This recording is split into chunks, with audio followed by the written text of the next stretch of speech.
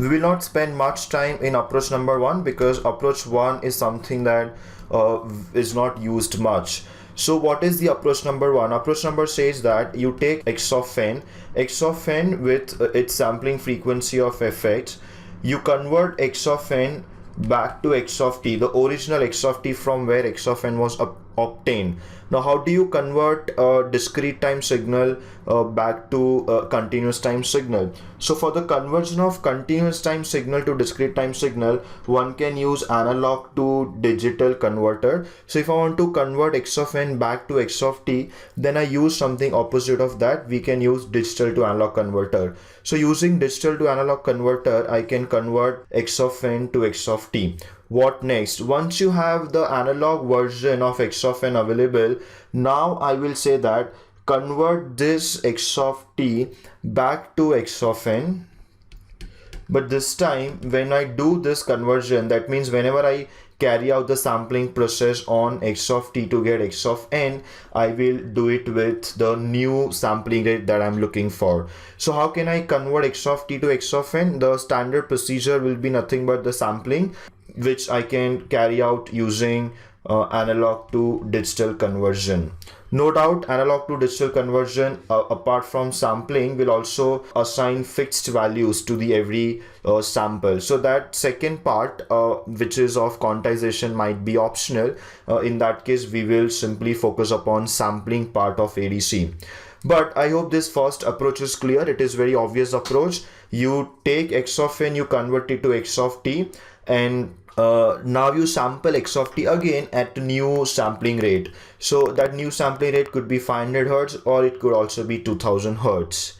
The problem with this approach is that you have to go through the analog domain. So this discrete time domain, you have to convert to analog domain first and then take it back to the discrete domain. So this could be a lengthier approach, and it could also be more complicated approach, and hence it is something we don't prefer. So then what is another approach? The approach number 2 is something that we will prefer. So what is approach number 2? In approach number 2, we stay in discrete domain only. We stay in digital domain only.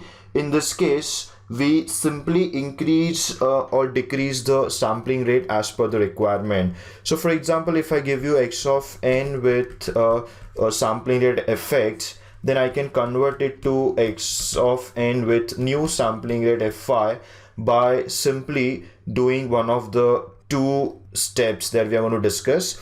Suppose if fy is, let's say, 500 Hertz, that means fx is 1000 Hertz and fy is 500 Hertz. That means I have to reduce the sampling rate. Now how will you do that? How can you reduce the sampling rate? In this case, we remove unwanted samples. So what does that mean? Initially there were 1000 samples per second, and now I will remove every second sample. So if I remove every second sample, for example, I'll keep the first sample, I remove the second sample, I'll keep the third sample, I remove the fourth sample. So if I do that, when I've covered 1000 samples, I would have removed 500 samples and I would keep only 500 samples. So my new sampling rate, if I remove the unwanted samples, I can simply convert fx to fy. My new sampling rate will be 500 samples per second. And this procedure is called downsampling. Similarly, suppose now if I want to increase the sampling rate to 2000 Hertz. So now if you understand the problem, originally there are only 1000 samples, but now I want to increase it to 2000 samples. So how can you increase the number of samples? The only way to increase the number of samples is by inserting. So insert 0 samples between two original samples. So now between the two original samples, I will insert 0 samples, and that's how I'll increase the number of samples. So from 1000, if I want to go to, let's say, 2000, That means between two original samples, I will insert one zero sample. So after every original sample, there'll be one zero sample. Then will come the next original sample and then again a zero sample and so on. So if I covered 100,000 original samples, after every original sample, I would have inserted one zero sample. So if I now count, the total number of samples will be 2000, out of which 1000 will be the original samples and newly inserted 1000 samples, which will all be of zero values.